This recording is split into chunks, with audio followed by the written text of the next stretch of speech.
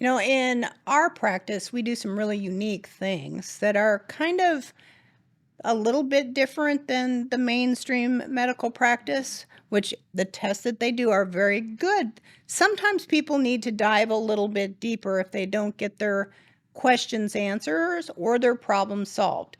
Some of the Mm. things that we do are um, things like micronutrient testing. You want to take people through what a micronutrient test is and how it might help?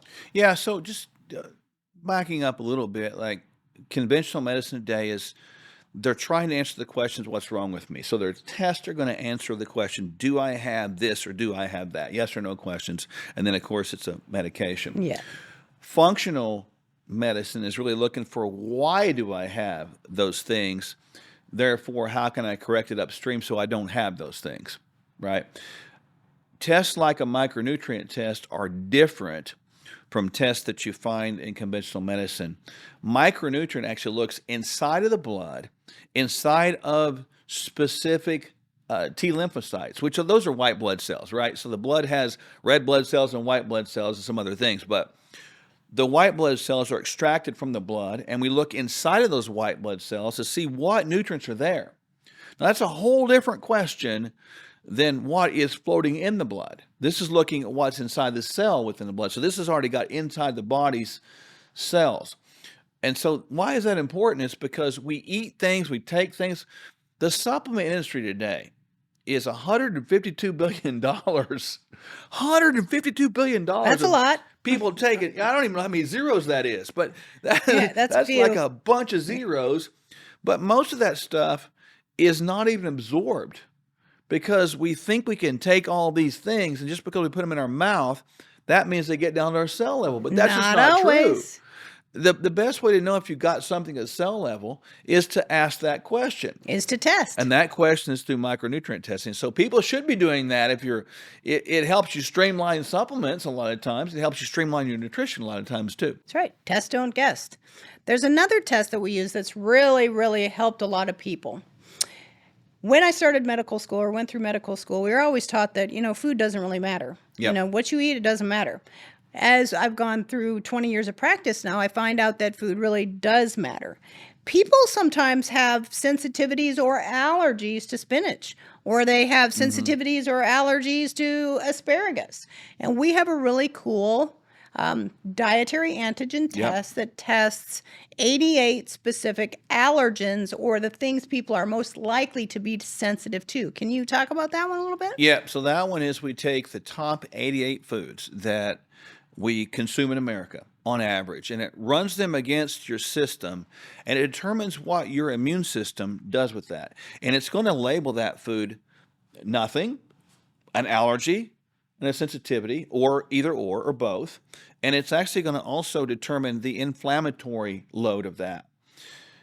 People today, when they go down to conventional allergy testing, they don't delineate between those things. We do, which makes it hard for people if they develop a bunch of food allergies and sensitivities. They come to us and they say, well, I was told I can't eat anything. Well, that's not really true. The dietary antigen test looks at what's the most inflammatory to you or me or you. And once we get there, we're able to withdraw that for a time, usually 45 to 90 days, and let the body heal itself. Now, this is a very important thing to understand. Most people are only born with this many allergies, not many.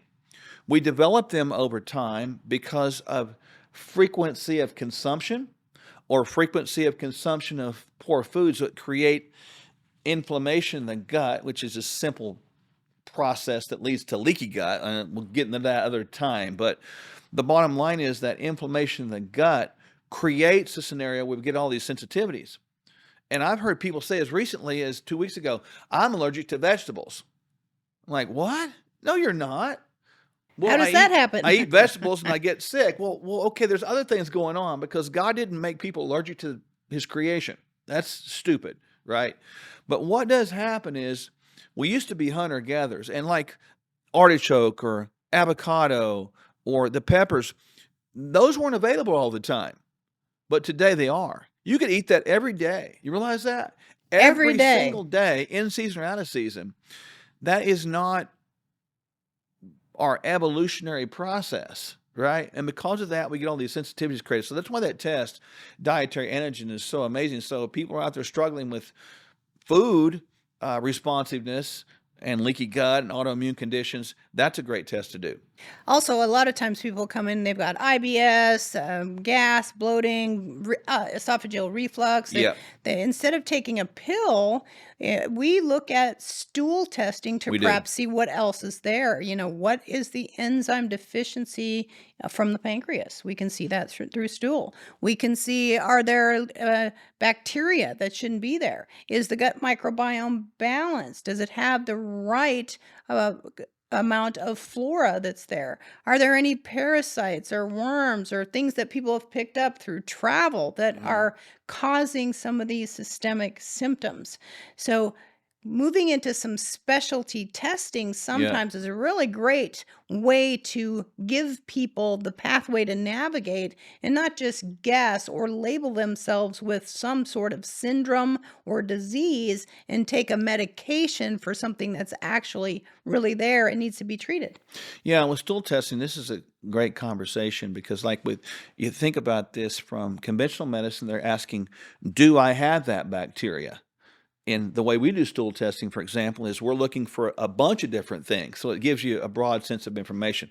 I mean, there is a ton of different tests, and we just touched on 3: micronutrient, dietary antigen, and stool testing. I mean, we do a whole bunch more of those things like that. But you get the idea. If you're looking for the root cause of disease processes, what causes these symptoms and what leads to diseases, that's why these functional medicine tests are critically important. So look us up, Sherwood.tv, and we'll get you squared away with the right test to answer the right questions at the right times to get you well. Let's get real. Most emergency food is just as bad for you as any other choice in the standard American diet. And that's just sad. We don't just need food, we need highly nutritional food. We don't just want to survive food shortages, we are meant to thrive in adversity. Complete your daily nutrition and have shelf-stable Kingdom Fuel as a cornerstone of your food supply. Don't sacrifice your health or your taste buds. Stock up on Kingdom Fuel now. And when you navigate through these economies with people, here's what happens. We want to hold their hand through it, let them know when it's time to buy, sell, reallocate, get out of Dodge. Because a lot of times when you're struck with fear does 2 things. Number 1, it can paralyze, and people just put their head in the sand and say, I'm just going to forget about it and hopefully it gets better. Or it causes you to make a wrong decision. And this is why we are here, is to help people navigate through the political quagmire nonsense that's going on, the economic malaise, and the absolute collapse that we're seeing. And when our freedoms are eroding, our political freedoms, our economic freedoms, our personal freedoms, our religious freedoms, our health freedoms, they're all tied together. But you know what doesn't need to erode with that? Our finances. KirkElliottPhD.com/Sherwood.